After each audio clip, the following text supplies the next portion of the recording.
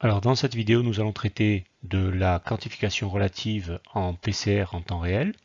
Donc pour suivre cette vidéo, il faut bien sûr avoir des notions sur la QPCR et je vous invite donc à regarder une vidéo de prérequis ici à cette adresse-là qui peut aussi s'afficher en dessous de cette vidéo.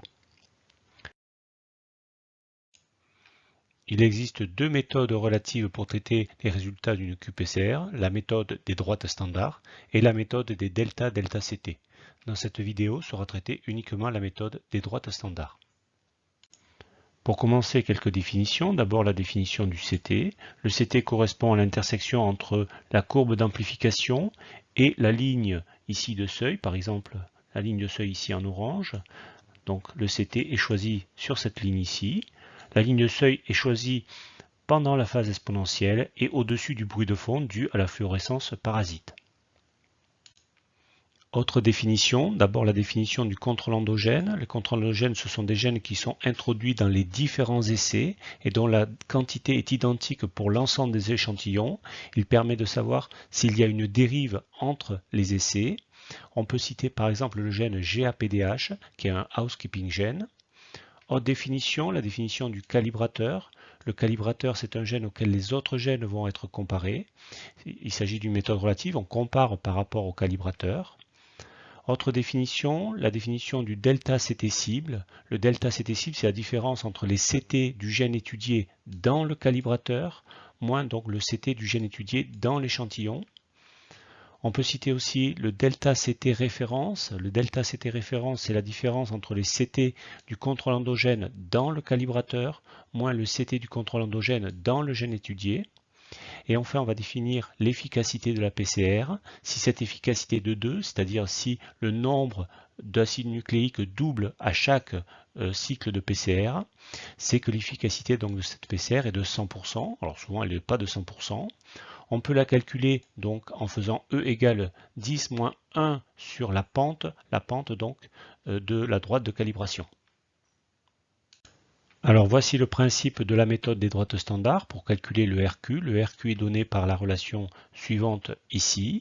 Le RQ, c'est le rapport entre l'efficacité de la première PCR exposant delta CT de la cible que nous avons défini tout à l'heure sur l'efficacité donc de la deuxième PCR exposant delta CT de la référence. Cette méthode est utilisée souvent quand les E ne sont pas identiques, mais on peut l'utiliser quand les E sont identiques. Et sinon, on préfère utiliser le delta-delta-CT.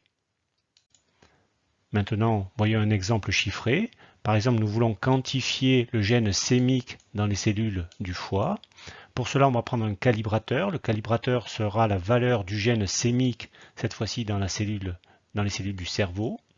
On prendra un contrôle endogène donc présent dans les deux types de cellules au même taux et le contrôle endogène choisi sera ici le GAPDH. Alors voici les valeurs obtenues dans les différents tissus, dans le cerveau et dans le foie.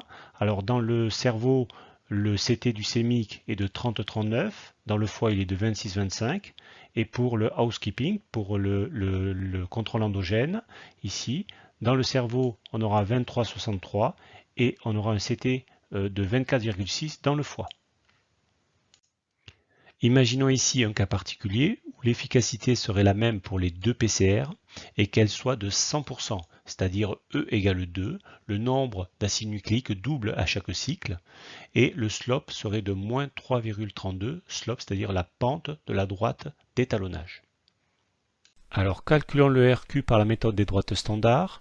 Le RQ, ça va être le rapport donc de 2 puisque l'efficacité est de 100%, pour cette PCR-là, de 30 exposant donc 30,39 moins 26,25 sur 2, l'efficacité est là aussi de 100% et c'est la même que précédemment, donc 23,63 moins 24,6.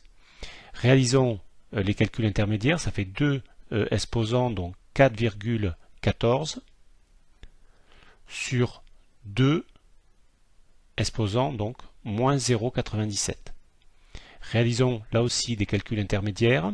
On a RQ égale donc en haut 17,66 sur donc 0,51.